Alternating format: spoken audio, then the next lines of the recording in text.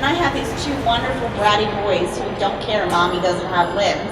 They're just like, you're still mom, get up and do it. And I have this great story of when I first was able to be alone with my baby again. And he challenged me and I said, you go to timeout. And he goes, how are you going to do it, mommy? You don't have arms or legs. So I got down on that floor and I cornered that little brat into the corner. I pinned him down and I said, this is your timeout. And he stopped messing with me as much. He was like, uh-oh, mommy's still in there,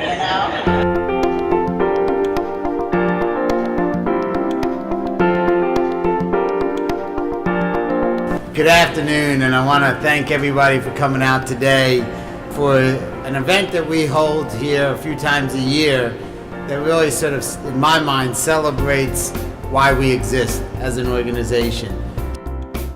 Today's celebration is to really sort of describe what we call the great stories that represent everything that we aim to be as a healthcare organization. We believe that each of these stories should hopefully serve to inspire folks to understand what we do as a complex academic medical center every day.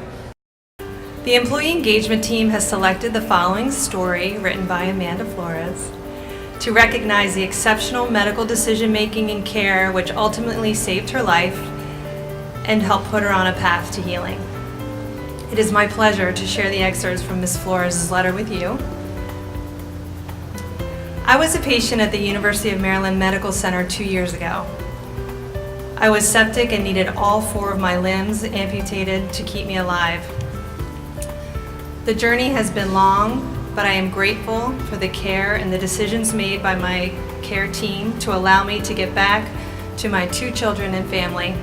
I remember, going to the doctors and being told, I still had the flu, and I remember them doing my vitals and realizing I was barely breathing. And I remember there were a lot of chaos among the nurses and doctors screaming, call 911. And honestly, I remember being rolled out on a stretcher, and that's the last memory I have till somewhere in February of the fall. And that was Christmas Eve.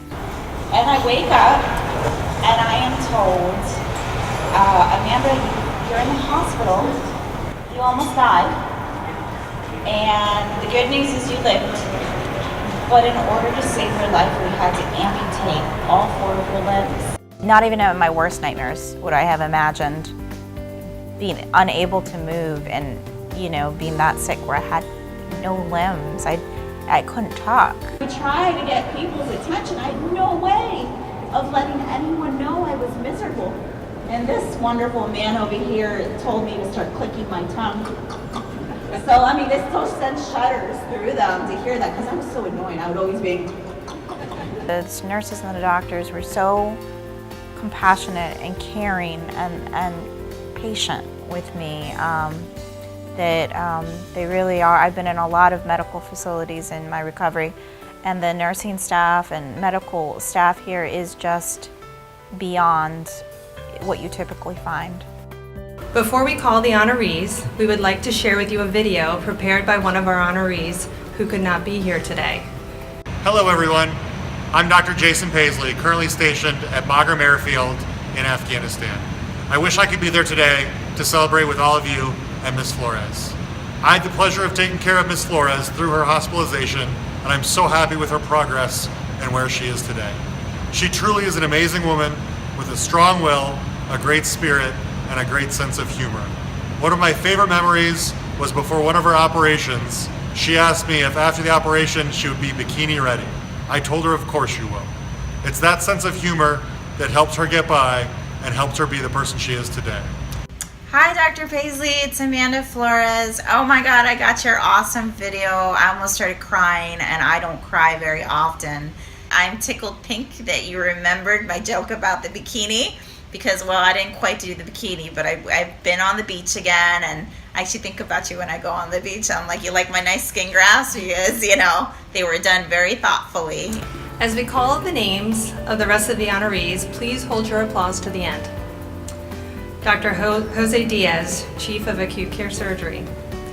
Leadership from the Critical Care Resuscitation Unit, Nurse Manager Terry DiNardo and Medical Director Dr. Jay Menaker.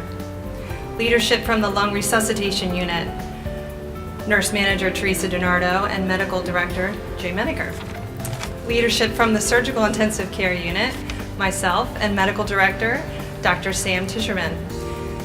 And we also have representatives from the nursing staff from these units. Please come forward as well.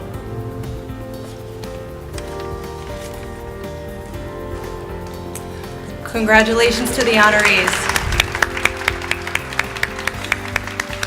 Thank you for giving me the opportunity to come back and say thank you, because I remember the staff telling me, please come back, because no one ever comes back and says thank you.